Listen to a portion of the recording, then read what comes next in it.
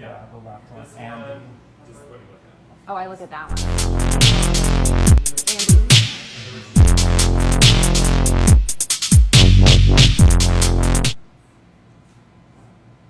Hi, Cosmo fans. I'm Amy O'Dell. I'm the editor of Cosmopolitan.com. I'm so excited to welcome you to the season 2 premiere of Cosmo Live, where Cosmo editors, real Cosmo editors, pitch story ideas for your amusement. Today, we are discussing all things election, from mansplaining to the red, white, and booze you will undoubtedly need to get through tomorrow night's third and final debate.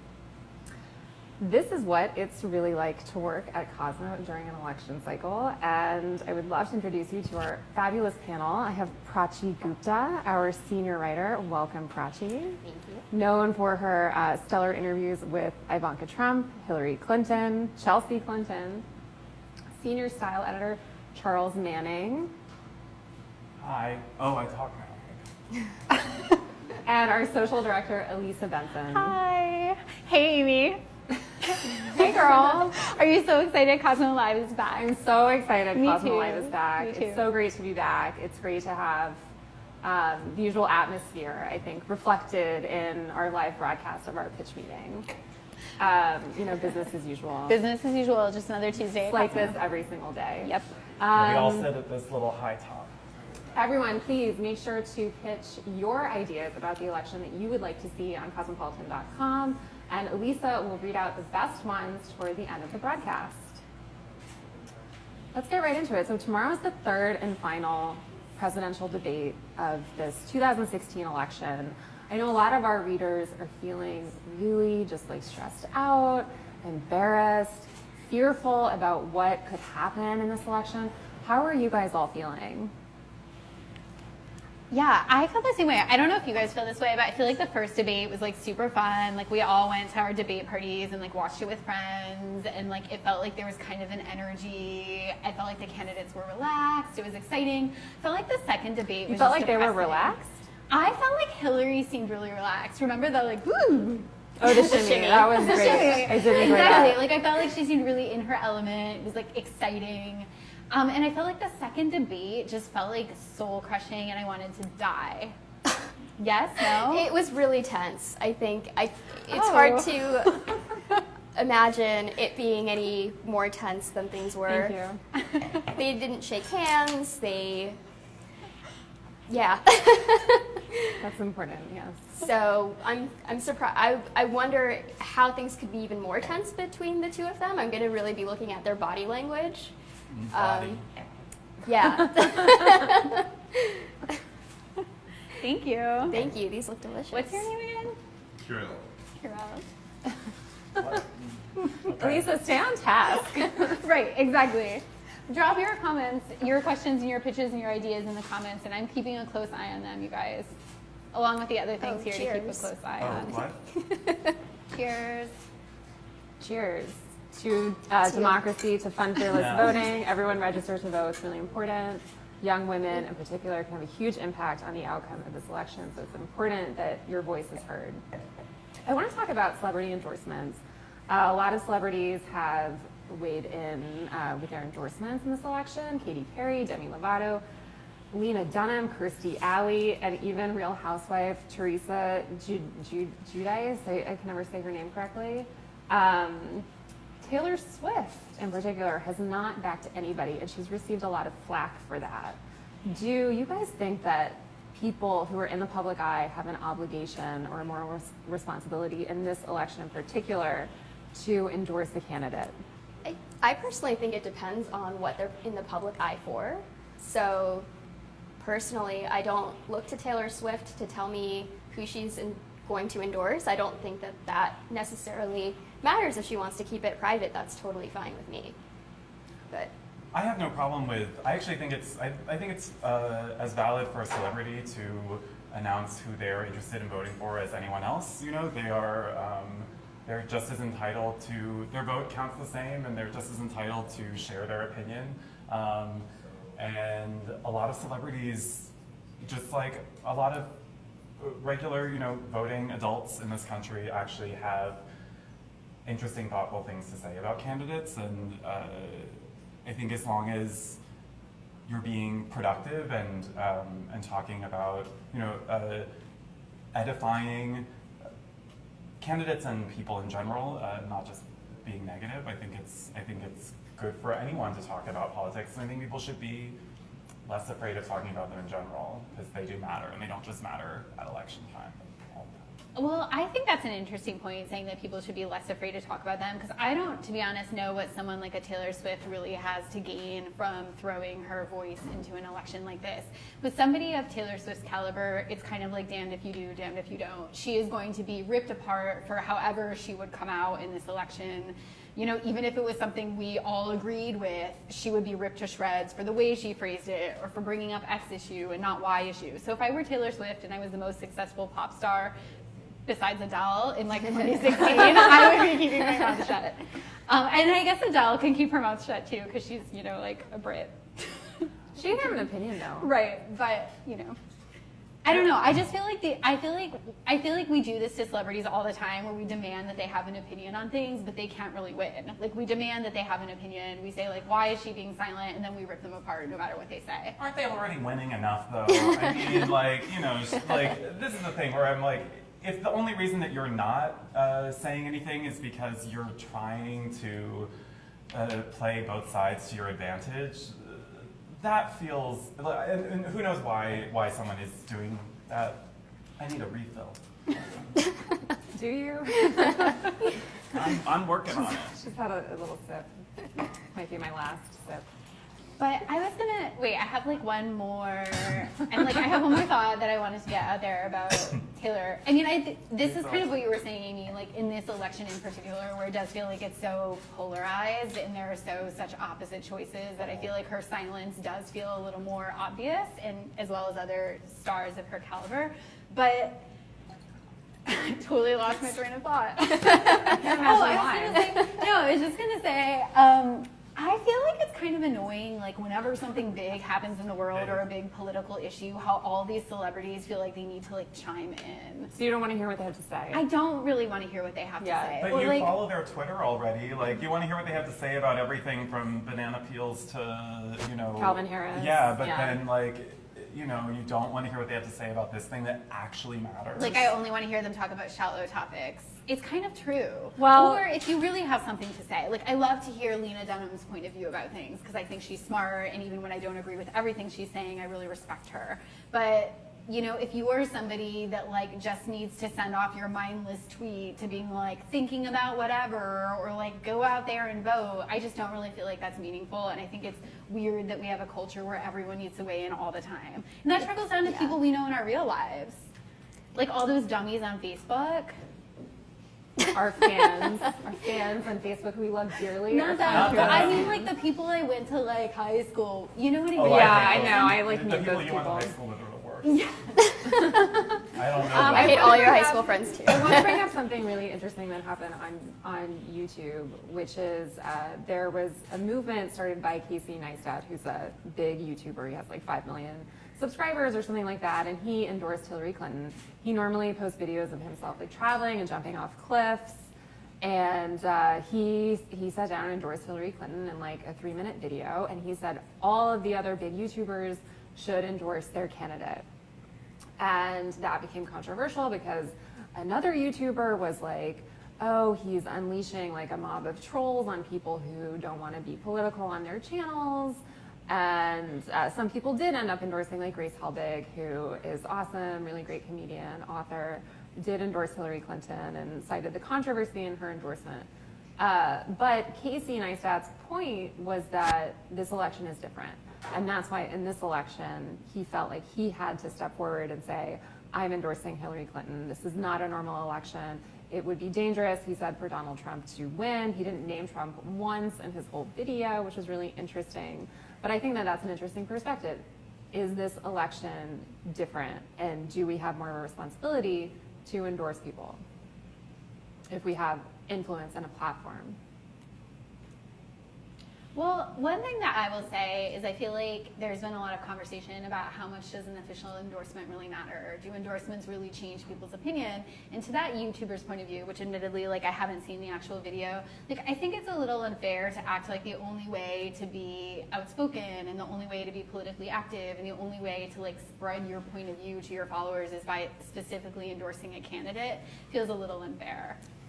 I also think that what's going to really make the difference is people getting out there and voting. And endorsing somebody doesn't mean that you're convincing people to go out there and vote. Those are two separate messages. And I think you can be proactive about getting people to register to vote and getting people to go call their phone banks to just get out there and spread the message to vote without having to endorse somebody as well. So I think that, those are two separate things, and I think a lot of people conflate the two as well. And interestingly, we just did a poll of Cosmopolitan.com readers. More than 1,000 people answered this poll. It was young women ages 18 to 34. And interestingly, like a lot of people's views are fixed. We've done 3 polls this election. This was the third and final poll of our readers. And Trump's favorability ratings did not change from June to now. Like everything that's happened from June to now, there's been a lot. The Trump tapes, all of the accusers who've come forward about him. And people who supported Trump in June are still supporting him now. 20% of respondents viewed him favorably, and they still view him favorably. It was only a 1% difference from June to now. So that's really interesting. And overall, I think where people's views are changing a little bit is in regards to Hillary Clinton. A lot of our followers were supporters of Bernie Sanders, and it kind of seems like now a lot of those people are starting to embrace Hillary. Perhaps because of how she seems in opposition to Donald Trump.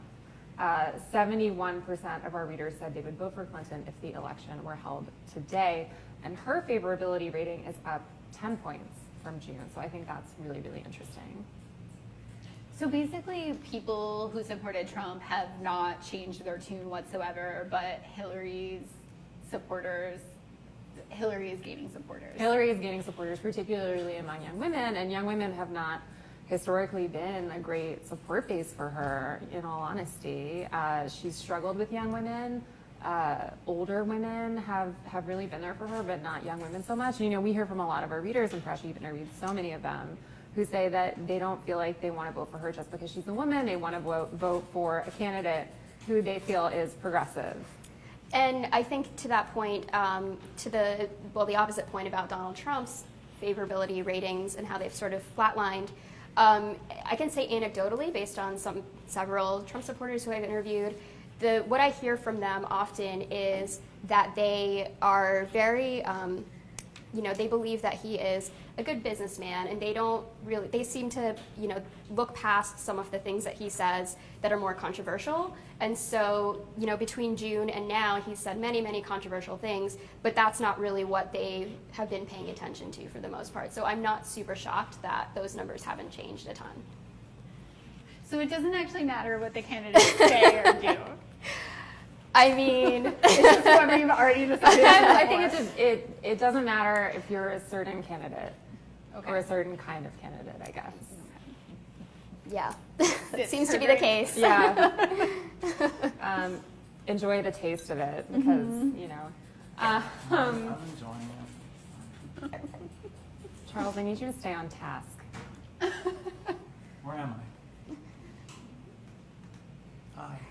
Hi. Charles, why don't you go first so you can refocus yourself on work, really important work that we're doing here. Please, can you go through your election coverage ideas? Yeah. Well, how about? I'm the style editor. So, what about a roundup of what celebs wear when they vote? What do you think they'll wear?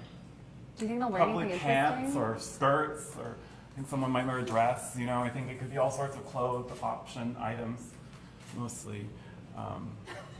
Maybe an I voted sticker or button.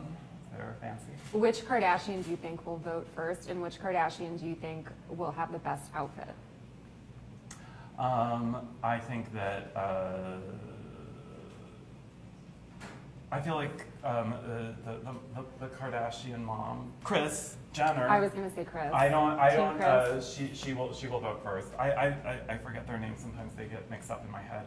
And then, I mean, the best outfit. I feel like Chloe's gonna come straight from the gym, and then she's gonna go. She'll be doing athleisure.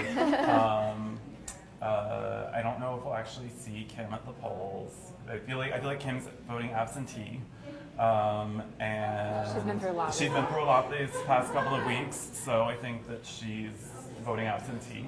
Do you think anyone will wear my shoes that I have on? You mean your fancy AF Crocs? Yeah, fancy AF Crocs. These are. Cute. Oh, hey, Victoria Justice. Hi. Typical day at Cosmo. Yeah, I'm she's just constantly always being- running in our shot. I I'm don't even constantly being know. interrupted by celebrities. Yeah, so I have these Crocs, these beautiful Crocs. They're decorated. They were on the runways of London Christopher Fashion Week. Kane. Christopher Kane. They're really gorgeous and comfortable. I'm wearing them just like to test them out. What are your just a quick question while you're here. What are your other skills besides making drinks? I can give you a massage. Oh. Right now? Yeah. Typical day at the office. Do you Really. want to go through some of your ideas, Louisa? Maybe Prachi should go next. I'm a little She distracted. seems a little occupied. Charles, are you done? Do you have anything else you want to Oh, well, I thought we could do a fantasy series about what celebrities we would like to see moderate the next debate. Thanks. Who would you like to see moderate the debate?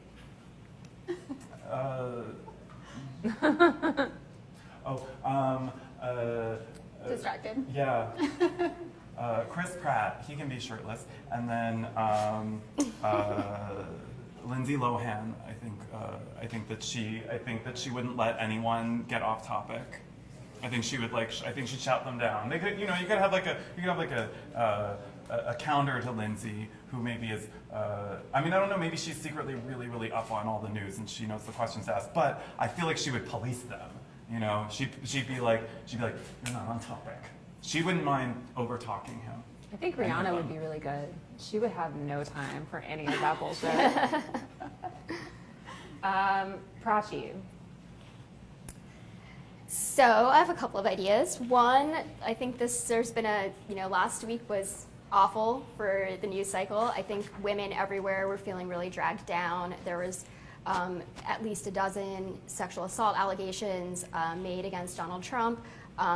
We heard a lot of tapes and audio that were really hurtful and offensive language for women. And, as sort of difficult as that week was, I think that Donald Trump also really exposed how much misogyny women deal with daily, because we saw some really empowering hashtags coming out of that, like why women don't report, for example, where women were sharing their stories. And things sort of reached this tipping point, I think, where everyone was realizing that all women deal with this on a daily basis. I was amazed at how many women that I'm friends with, that I went to college with, or were posting on Facebook about about the things that happened to them even on a regular basis. On a regular daily basis. Like some dude just coming up to them in a store where they're working and just touching them, putting their hands all over them, and then acting like. And then when she's like, "Don't touch me," they act like that is, that's insane, and what a bitch that she said that, and it's completely crazy. It was shocking to me. Yeah, and I think it just blew off the lid. All these women were just finding solidarity, and we usually bottle it up and we keep it inside and we don't tell anybody because it's so normal. But I think with all this exposed and in the air, we couldn't help but talk about it, and then so many women found support with each other. I think a lot of men who didn't realize what was happening are realizing it now, so I think that things are really going to change and improve. So I think it's going to be a really watershed year for women in general, even in politics. I think we're going to elect a lot more women into political office come November 8th. So Yeah, it will be really fascinating to see what happens if Hillary is elected as our first female president. right. What else you got? So another kind of related to this point is I think Michelle Obama had a really big role in all of this last week. He gave this incredible, moving, emotional, passionate speech on Thursday. When I watched it, my eyes were tearing up. Same views. Yeah, It's I mean, really I good. Everyone should watch everyone it. was. You guys should just watch it again. You should just watch it every week. But in it, she just talked about her personal pain dealing with harassment, and it was really a rallying cry for women. And it was really powerful to see her as America's first Black First Lady as well, you know, up there talking about all of this. So I think that she has really become, in a year of awful, divisive politics, she's really risen as sort of moral authority for America. When they go And- low, we go high. Exactly, Yeah. exactly.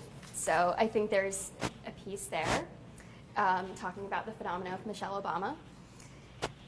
Wait, can I say something that's related to everything you're saying? And I don't mean to take this in a negative direction, but I actually think it makes me feel good to hear your sort of positive outlook on everything that has happened. Because I feel like the flip side to that is feeling like, oh, there can be allegations of sexual assault against you and people literally don't care.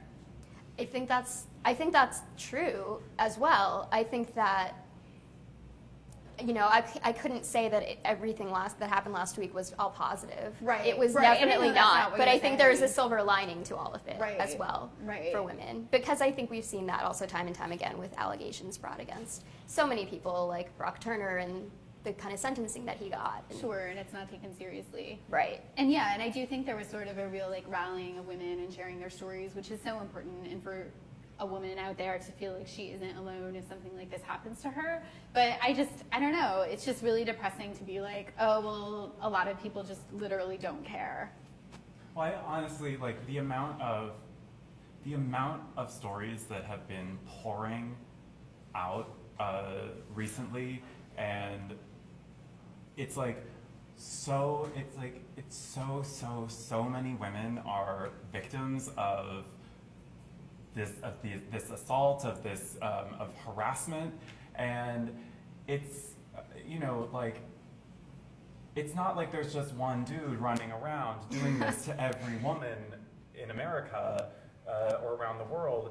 You know, it's like you say I think that people don't care. It's, well, honestly, if someone is being, for all these women, it has to, a whole lot of men have to be doing it, and so of course they're not it takes a very, very big person to admit that they've done something, even just to themselves, as deplorable as sexual assault or harassment, and so it's in order, I think it might seem like no one cares, but honestly I think a lot of people are just, they can't, they're guilty. To be perfectly honest, I just think a lot of people are guilty, and they're guilty of being complacent when these things happen around them. Billy Bush talked a lot about being like, oh, I was just trying, when these tapes came out, I wasn't the instigator, I'm just trying to, to just, make just to deal with the situation. And you should feel bad about stuff like that, and it's going to stop you from, it's going to stop you from getting behind, vocally coming out against it, if you know deep down that you are a perpetrator of this, or that you've allowed it to be perpetuated in front of you. Yeah. I'm scared. Anyway. Many of our readers are scared. People who responded to our poll were predominantly fearful and embarrassed. Yeah, it's the embarrassment thing is interesting too, because I just got back from vacation and it was wonderful, but Where'd you go? I went to Paris and Amsterdam. That's fun. Yeah, it was great, and but it was, it was wild how many people that I met when I was just out wanted to talk about the election and were so concerned, and really they were upset, and they were upset with me. Just as a representative of America outside of America, they would find out and they were like, what is going on? This is insane. They were angry and they were scared, and they were making, I felt embarrassed for how badly they seemed to see us. Mm-hmm. Elisa, do we have comments from readers that you'd like to share? We do have some comments, and if you guys have ideas for things we should cover on cosmopolitan.com, now is your chance to drop them in the comments, and I'll shout them out right now. First, I want to shout out Mimi, who said, "It's just like those Cosmo Live hangouts we used to watch every week. Hi, fam." Yeah, season Oh my 2. gosh. Yeah, Back. season 2, it's back. I've missed you. Oscar says, "I'll have a chocolate martini, please." Okay. Next time. Jenny says Prachi makes a lot of good sense. Ehai also agreed and said it's great we are sharing our stories with those who are accused. It's great we are sharing our stories, but for those who are accused, it feels like it goes no further than that. Women are getting killed now for refusing men. Absolutely true. And the opinions seem really divided on our male model. Oh, are people saying that we're exploiting men? No. Just mixed feelings. Mixed? Oh, why? Goes with a mixed drink. Yeah, exactly. I like my feelings like I like my cocktails. Cheers. Mimi says, "I love this blanket styling, Charles." Mimi, I love that you're such a super Thank fan. you, Mimi. Girl. Oh my gosh, you're my favorite person Oh, that I and- haven't met yet. Ahi, did I say that right? She corrected how I said her name. Ahi. Ahi? Ahi. Sorry, girl. I have another idea of something that I think we should cover on the site is kind of, I think during this election, because it has been so extreme, I think a lot of people have maybe been following, it's unavoidable. Like, we're all talking about politics with our friends, we're all following everyone on Twitter, we're all sharing all these stories and conversations, and it is kind of like what happens after the election. Like, if you care about being involved in democracy, like, what does that mean in a non-election year?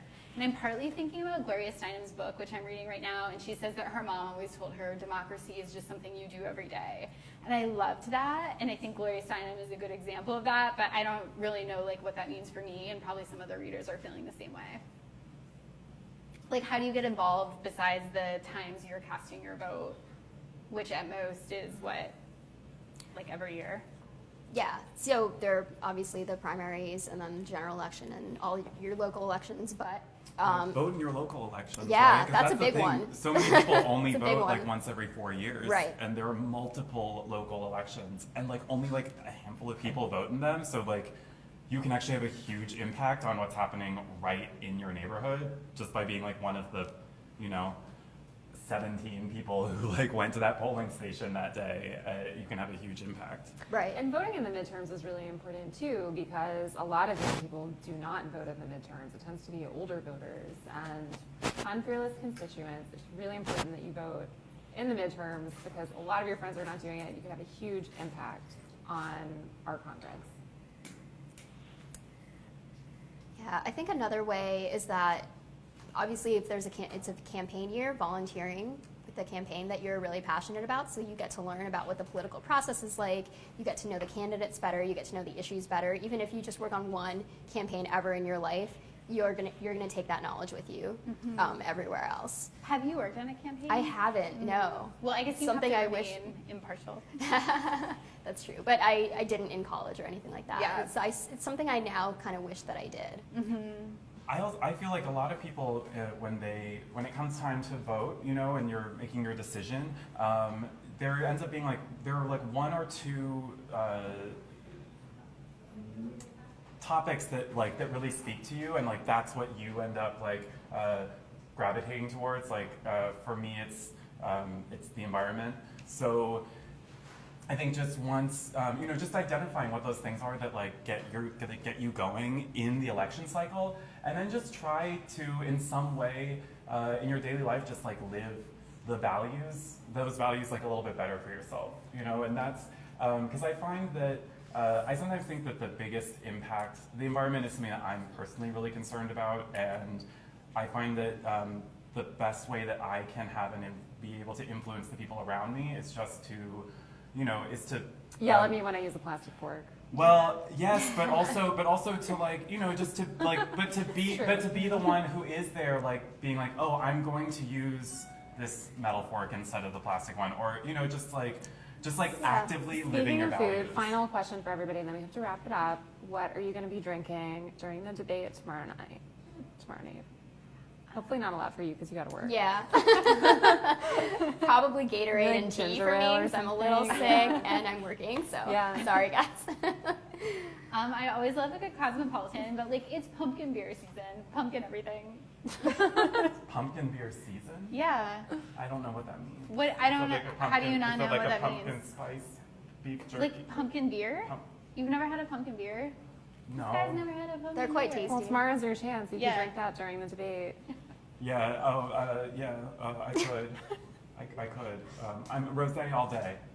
From No. a box? Oh, I do love a boxed wine. It goes with everything. I agree. Yeah, Chinese food, tears, it's all good. Yes. Boxed wine. Yes. I'll second the boxed wine. Yeah, it's a boxed wine. It's a boxed wine. To that. To Cheers. democracy. Democracy And and democracy. boxed It's a wine. boxed wine. There's Right. a cork shortage, people.